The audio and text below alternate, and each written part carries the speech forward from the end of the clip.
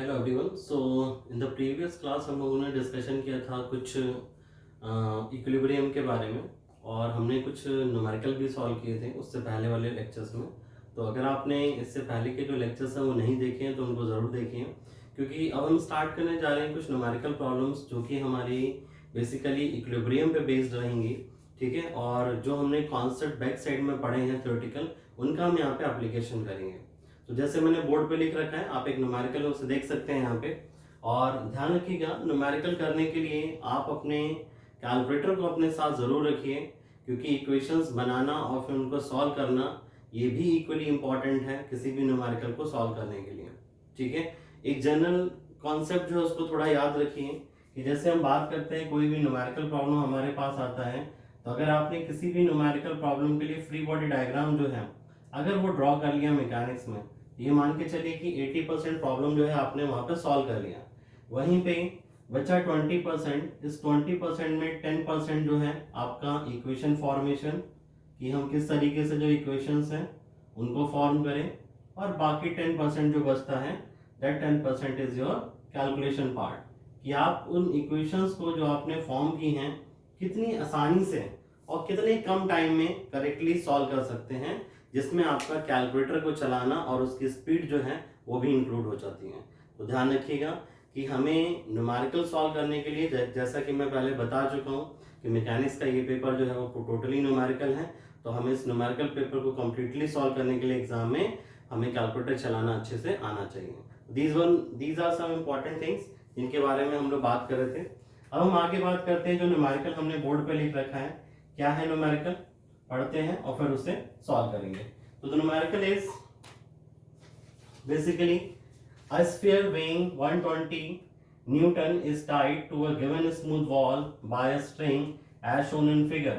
Find the tension capital T in the string and the reaction R of the wall. तो जब भी हम question solve करें तो हम जो क्वेश्चन का गिवन डाटा है उसको ज़रूर लिखें कि हमारे पास क्वेश्चन में क्या जो वैल्यूज़ हैं वो गिवन है।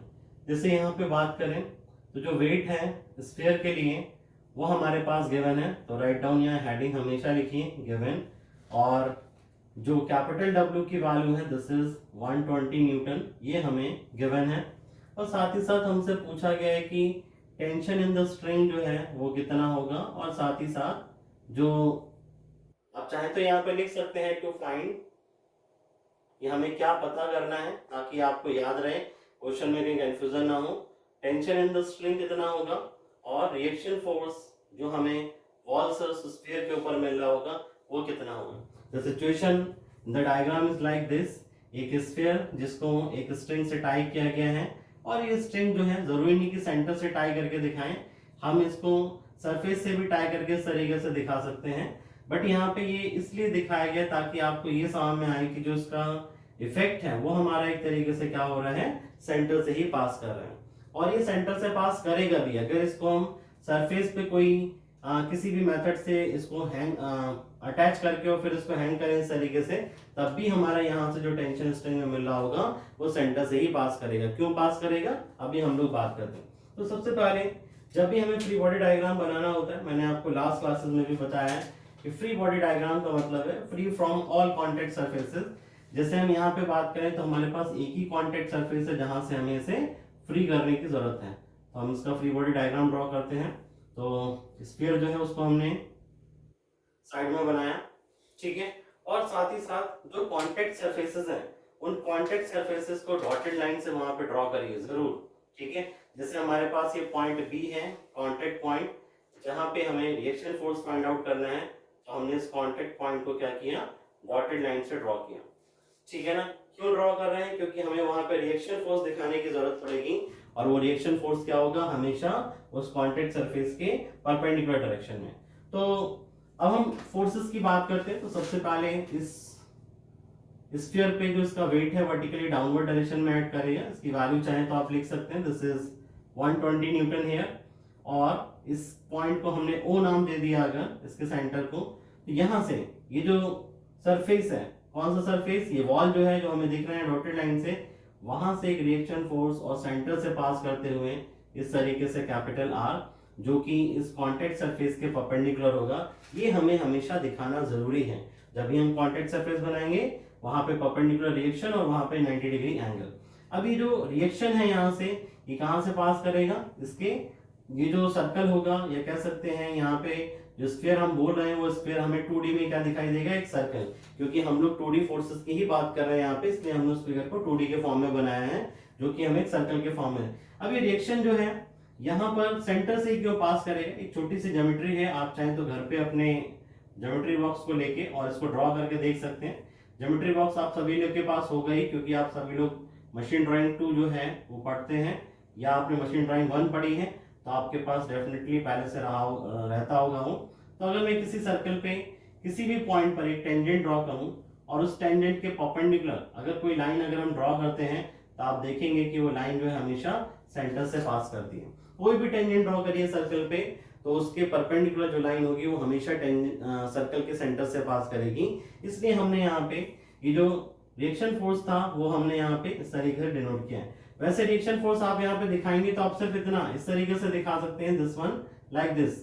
लेकिन मैंने आपको बताया था just to visualise the forces correctly हम क्या करते हैं, जो फ्री बॉडी डायग्राम उसको इस तरीके से बनाते हैं। इसे समझने के लिए जो फ्री बॉडी डायग्राम का मैंने क्लास लिया है, आप उसको देख सकते हैं उस लेक्चर को, कि क्यों हम इसको ऐसे डिनोट कर रहे हैं। साथ ही साथ इस स्ट्रिंग में जो टेंशन की वैल्यू है वो हम डिनोट करेंगे। और टेंशन ध्यान रखिएगा, आप अपनी कॉपीज पे इंपॉर्टेंट पॉइंट्स लिख भी सकते हैं जो मैं बोल रहा हूँ।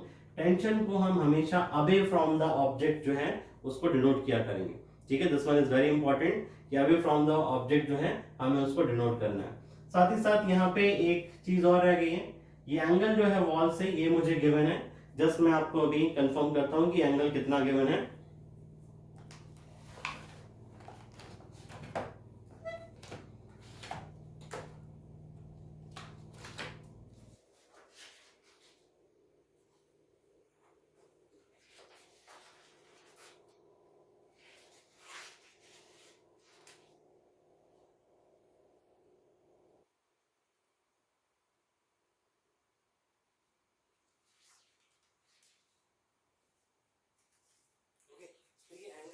गिवन है दिस इज 20 डिग्री, ठीक है। यहाँ पे आप चाहें तो ड्रॉ कर सकते हैं, दिस इज 20 डिग्री एंगल। अब जब भी कभी आपको इस तरीके से फ्री बॉडी डायग्राम दिख रहा है, तो आपको इतना देख के समझ में आ रहा होगा कि जो जितने भी फोर्सेस हैं they all are concurrent at point O. जब भी कभी हमें फ्री बॉडी डायग्राम में सारे फोर्सेस हम कंप्लीट कर लें, उसके बाद हमेशा क्या करिए, एक वर्टिकल डॉटेड और एक हॉरिजॉन्टल लाइन ड्रॉ कर लीजिए। अगर किसी फोर्स से वो ड्रॉ हो रही है तो ठीक है, नहीं हो रही है तो आप मतलब उसको डॉटेड लाइन से कंप्लीट करें। जैसे यहाँ पे अपर साइड में नहीं थी तो मैंने उसको कंप्लीट कर लिया। अब ध्यान से देखिए, ये एंगल हमारे पास क्या है 20, तो ये स्ट्रिंग क्या है वर्टिकल से 20 डिग्री एंगल बना रही है, तो कहीं पे भी वर्टिकल से ये स्ट्रिंग क्या करेगी 20 डिग्री ही एंगल बनाएगी।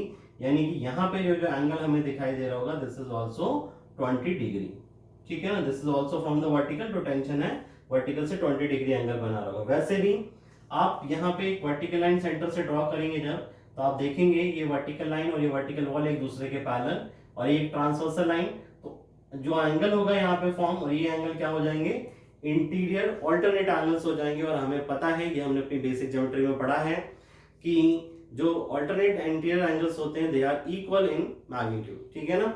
मीन्स उनका जो कह सकते हैं कि उनका मैग्नीट्यूड जो है वो हमारा इक्वल होता है। अगर ये 20 डिग्री है तो ये भी 20 डिग्री ही होगा। वहीं से हमने इसको सॉल्व किया है।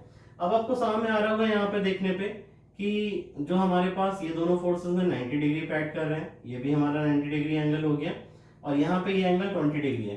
तो आप यहाँ पे देखिए पॉइंट ओ जो हमें दिखाई दे रहा है, ये पॉइंट ओ पर ये तीनों फोर्सेस क्या हैं, टेंसाइल हैं, और साथ ही साथ कोप्लेनर हैं। और जैसा कि मैंने आपको बताया था लामीज थ्योरम पढ़ते टाइम पे, वो सारी कंडीशंस यहाँ पे सेटिस्फाई हो रही हैं। So we can apply here Lami's theorem.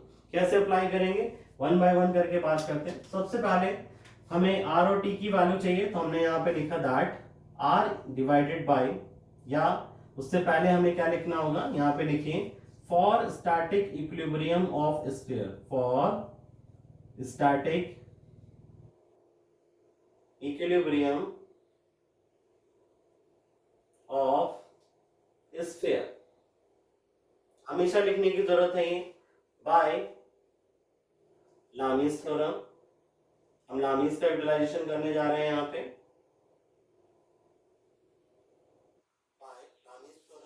क्या हो जाएगा, capital T divided by here R T, remaining two forces के बीच का angle this is sine 90 equal to R divided by remaining two forces के बीच का एंगल, तो ये हमारे पास आ रहा है, रिमेनिंग टू फोर्सेस ये रहे W और T, इनके बीच का एंगल ये हो जाएगा।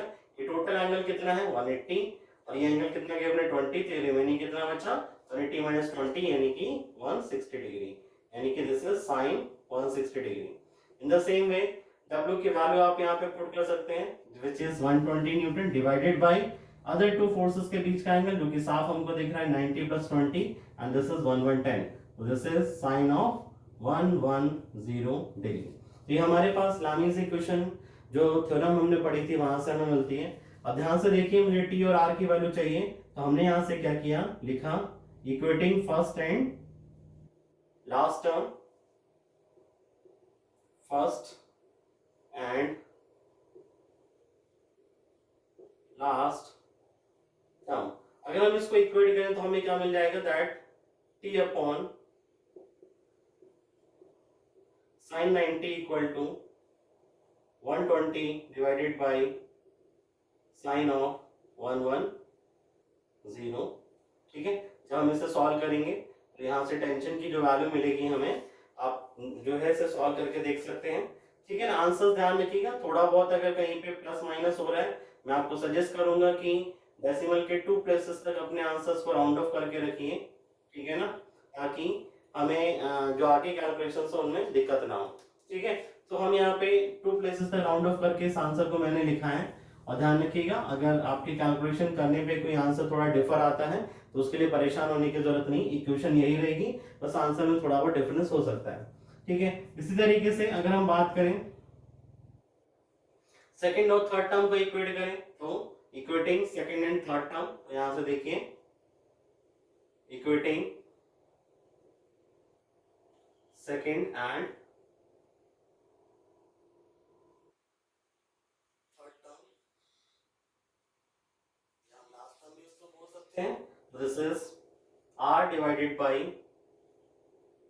Sign 160 degree equal to 120 divided by sine 110 degree. जब हम सॉल्व करेंगे यहाँ से तो we will get r as, r की जो वैल्यू आएगी this is 43.68 newton. This is our answer number 2, जो हमसे दो पूछे गए थे answer. First answer is this and second answer is this. तो इस तरीके से आपने देखा कि कैसे हम लामीज थ्योरम को यूज करके इस क्वेश्चन को सॉल्व कर सकते हैं। साथ ही साथ आप इस क्वेश्चन को सॉल्व करने के लिए फोर्सेस को रिजॉल्व भी कर सकते हैं। ठीक है ना, फोर्सेस को रिजॉल्व करने के साथ ही हम इस क्वेश्चन को आसानी से वहां से भी सॉल्व कर पाएंगे। बट जहां पे आपको लग रहा है 3 फोर्सेस हैं तो लामीज सबसे बेस्ट है, वहां पे लामीज लगाइए, कोई प्रॉब्लम नहीं है। और अगर आपको अच्छा लगता है कि फोर्सेस को रिजॉल्व करके हम सॉल्व करें तो वहां पे हम फोर्सेस को रिजॉल्व करके सॉल्व कर सकते हैं। इससे आगे का जो प्रॉब्लम हम लोग सॉल्व करेंगे, कोशिश करेंगे अगर वो विदाउट लामीज हम सॉल्व कर पाए। ठीक है ना, आसानी से अगर हमें सारी चीजें मिल रही होंगी, कॉम्प्लिकेटेड नहीं हो रहा होगा क्वेश्चन, तो हम वहां पे क्या करेंगे, फोर्सेस को रिजॉल्व करके सॉल्व करेंगे। ध्यान रखना, कभी कभी ऐसा होता है कि इक्वेशन बनाने के लिए अगर हम लामीज यूटिलाइज कर रहे हैं तो इक्वेशन जो है बना के उसे सॉल्व करना आसान हो जाता है कंपैरेटिवली उसको रिजॉल्व करना। इसीलिए मैंने बोला अभी कि हम नेक्स्ट क्वेश्चन में देखेंगे कि हमें इक्वेशन को रिजॉल्व करना चाहिए या वहां पे उसको लामीज वहां पे डायरेक्टली हमें यूज करनी चाहिए। तो ये न्यूमेरिकल जो है आप पॉज करके सारी जो चीजें हैं उनको एक बार चेक करिए और देख सकते हैं उनको। ठीक है, इसके बाद हम लोग बढ़ते हैं नेक्स्ट न्यूमेरिकल की तरफ।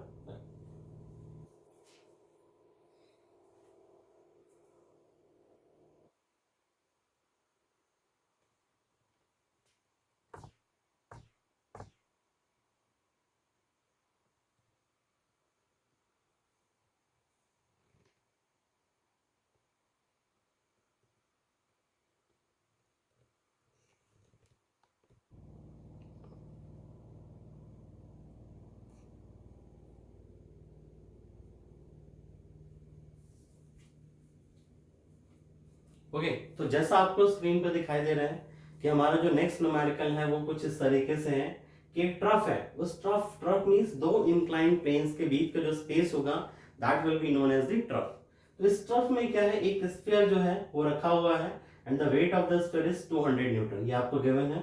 Resting in a trough as shown in figure, determine the reactions developed at the contact surfaces assuming all contact surfaces smooth. तो हमें यहाँ पे बोला गया है कि हमें इन सपोर्ट से मिलने वाले रिएक्शंस बताने, यानी कि पॉइंट 1 और पॉइंट 2 जो है, यहाँ से कितना रिएक्शन जो है वो हमें स्फीयर पे मिल रहा होगा, ये हमें बताना है। और उसने साथ ही साथ बोला है कि assume all contact surfaces smooth. क्यों बोला है स्मूथ?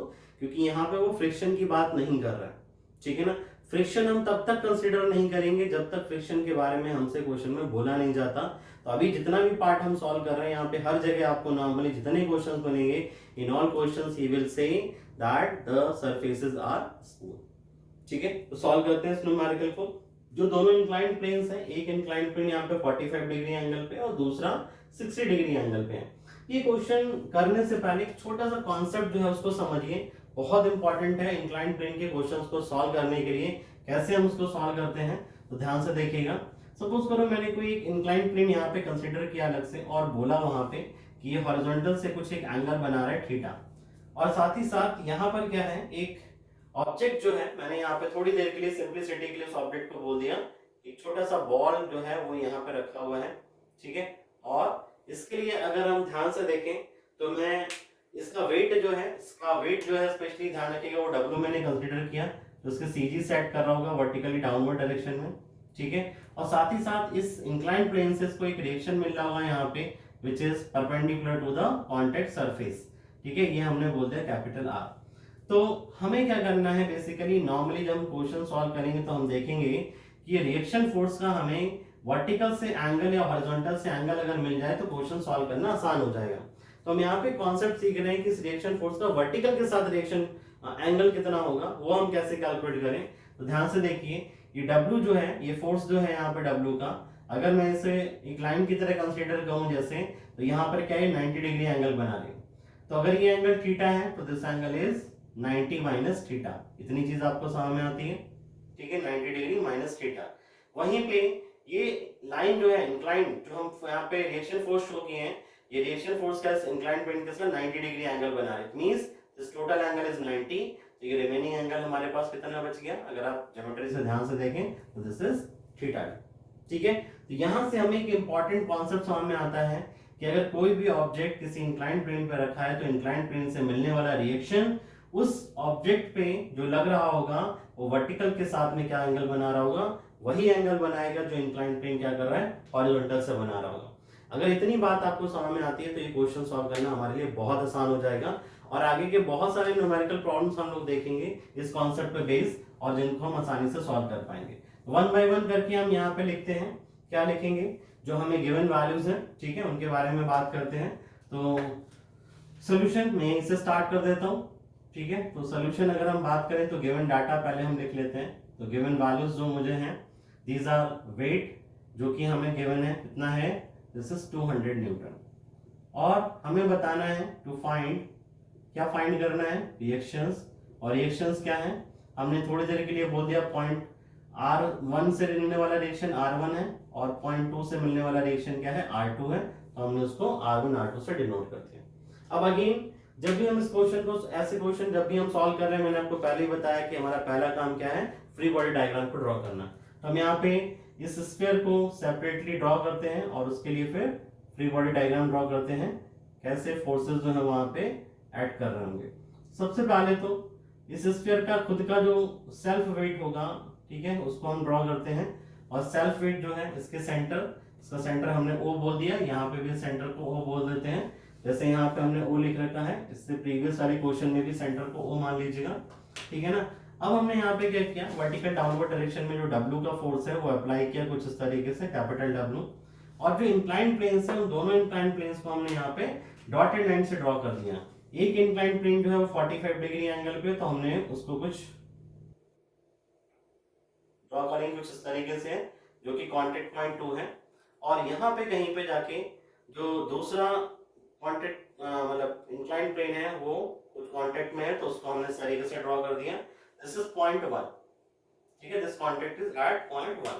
ध्यान रखिएगा, ये जो सरफेसेस मैं यहाँ पे ड्रॉ कर रहा हूँ डॉटेड लाइन से, इंक्लाइंड प्लेन्स, ये हमेशा डॉटेड लाइन से ही होने चाहिए, ठीक है ना, क्योंकि ये एग्जैक्ट कांटेक्ट नहीं है, ठीक है ना, इसलिए हमने यहाँ पे इनको डॉटेड लाइन से डिनोट किया है।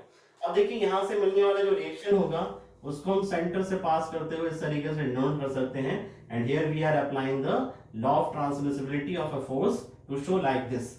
यहाँ पे अगेन जो रिएक्शन होगा कॉन्टेक्ट सरफेस के perpendicular, in the same way इस पॉइंट से मिलने वाला जो रिएक्शन होगा वो भी कॉन्टेक्ट सरफेस से क्या होगा, परपेंडिकुलर। और ये दोनों ही सरफेसेस क्या है, एक तरीके से यहाँ पे किस तरीके से वर्क कर रहे होंगे, यहाँ पे टेंजेंट की तरह वर्क कर रहे होंगे दोनों डॉटेड लाइंस। और हमें जैसा कि मैंने अभी प्रीवियस क्वेश्चन में बताया आपको कि यहाँ से मिलने वाले रिएक्शंस या लाइन जो भी होगी 90 डिग्री पे है तो वो हमेशा सेंटर से ही पास करेगी। तो this value is R1 value. तो we have to find out here the values R1 और R2, और R1 R2 क्या होंगे वो हम लोग अभी कैलकुलेट करते हैं इसके बारे में।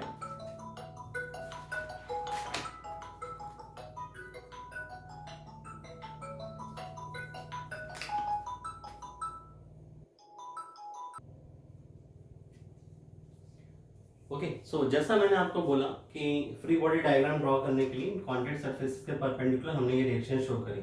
इससे प्रीवियस डायग्राम में मैंने आपको बताया था कि जहां कहीं पे भी हमें इस तरीके के जब भी क्वेश्चन दिखाई देते हैं और किसी एक पॉइंट पर सारे फोर्सेस कंकरेंट दिख रहे हो तो आप खुद देख रहे हैं कि ये तीनों फोर्सेस क्या हैं, कंकरेंट हैं। और इन कंकरेंट फोर्सेस को हम इस तरीके से मैंने बताया था कि वहां पे आप क्या कर सकते हैं, डॉटेड लाइन से इसको कंप्लीट कर सकते हैं। तो उसको कंप्लीट करिए और इसका जो एंगल है उसको फाइंड आउट करने की कोशिश करिए।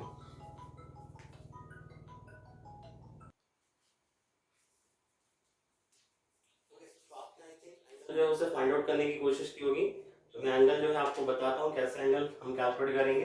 अब ध्यान से देखिए, अभी मैंने आपको बताया था कॉन्सेप्ट, ये इंक्लाइंड प्लेन, ठीक है ना, इससे मिलने वाला रिएक्शन ये रहा वर्टिकल डायरेक्शन, तो ये एंगल हमारे पास कितना हो जाएगा, this will be equal to 45 degree. तो यहाँ मैं इसको थोड़ा सा बाहर की तरफ डिनोट कर देता हूँ, दिस इज 45 डिग्री।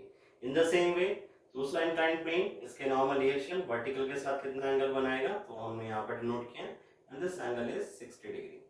ठीक है, तो हमने यहाँ पे 60 डिग्री जो है उसको बना दिया। ऐसे कोशिश करिए कि इसको इस तरीके से मत बनाइए, फ्री बॉडी डायग्राम में ऐसे बनाना ठीक नहीं है। हम यहीं पर जो है इस एंगल को डिनोट कर देते हैं 45 डिग्री। ठीक है, थोड़ा ध्यान रखिएगा कि किस तरीके से हमने इस एंगल को ड्रॉ किया। तो वर्टिकली ऑपोजिट एंगल से ध्यान से देखिएगा, ये एंगल अगर 45 है तो यहाँ वर्टिकली ऑपोजिट एंगल से ये लाइन और इस लाइन के बीच में इस एंगल की वैल्यू कितनी हो जाएगी, दिस इज आल्सो 45। और इन द सेम वे ये जो एंगल आपको यहाँ पे दिख रहा है दिस इज 60 डिग्री, इस तरीके से एंगल हो जाएगा। ठीक है, तो अगर आप ध्यान से देखो यहाँ पे हमें तीन फोर्सेस जो है वो दिखाई दे रहे हैं, तो आप चाहें तो यहाँ पे लामीज लगा लीजिए या फोर्सेस को रिजॉल्व कर लीजिए। वैसे यहाँ पे अगर क्वेश्चन में देखें R1 R2 दोनों ही इंक्लाइंड हैं, तो मैंने आपको पहले बता रखा है कि हमें इंक्लाइंड फोर्सेस को रिजॉल्व करने की जरूरत पड़ती है। तो मैं हॉरिजॉन्टल और वर्टिकल डायरेक्शन में जब इनको रिजॉल्व करूंगा तो दोनों डायरेक्शन में दोनों ही कंपोनेंट आएंगे, दोनों फोर्सेस के कंपोनेंट आएंगे, तो उस इक्वेशन को सॉल्व करना थोड़ा सा डिफिकल्ट होगा। तो बेटर है हमारे लिए कि लामीज थ्योरम हम यहाँ पे यूज करें। तो नेक्स्ट टाइम में लिखिएगा for static equilibrium, for static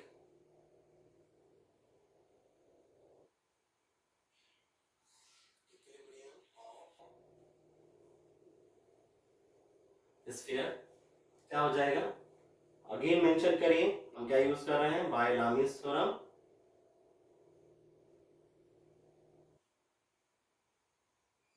क्या हो जाएगी लामीज थ्योरम, स्टेटमेंट आपको पता ही है वो हम यहाँ पे लिखते हैं। तो this is R1 divided by R1 other to forces के बीच का एंगल ये रहा। ठीक है, टोटल एंगल यहाँ से यहाँ तक कितना है 180।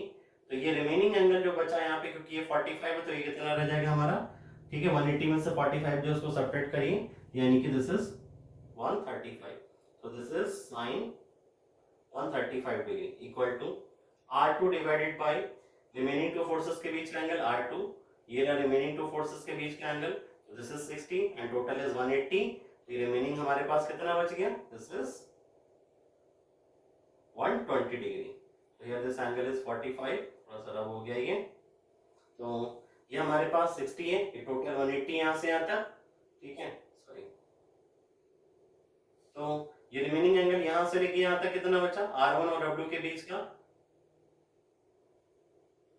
this will be 120 degree. So this is sin 120. In the same way W weight आपको पता है, तो अगर आप यहाँ पे 200 न्यूटन लिख भी देते हैं तो आप 200 न्यूटन के साथ वर्क कर सकते हैं इसमें। 200 divided by sign of other to forces के बीच का एंगल, ये रहे दोनों फोर्सेस जिनके बीच का एंगल हमें चाहिए, तो हमें साफ साफ दिख रहे हैं 60 और 45, ठीक है ना। तो हमारे पास कितना हो जाएगा साइन 105 डिग्री, 6 और 4 10 और 5 वहां पे क्या हो गया 105। अब यहाँ से हमने वही काम किया, फर्स्ट और जो सेकंड थर्ड पार्ट, फर्स्ट और थर्ड टर्म है उसको इक्वेट करिए। तो from first and third term आप यहाँ पे लिख सकते हैं from first and third term क्या हो जाएगा R1 divided by sine 135 equal to 200 divided by sine 105 degree. So you will get from here that R1 will be equal to what? आप इसे सॉल्व करके देखिएगा, मेरे पास आंसर है तो मैं डायरेक्टली इसको लिख देता हूँ and this is 292.8 Newton is your answer for R1। In the similar way अगर हम यहाँ पे सेकेंड और थर्ड टर्म को इक्वेट करें तो यहाँ पे लिखिए from second and third term, second and last term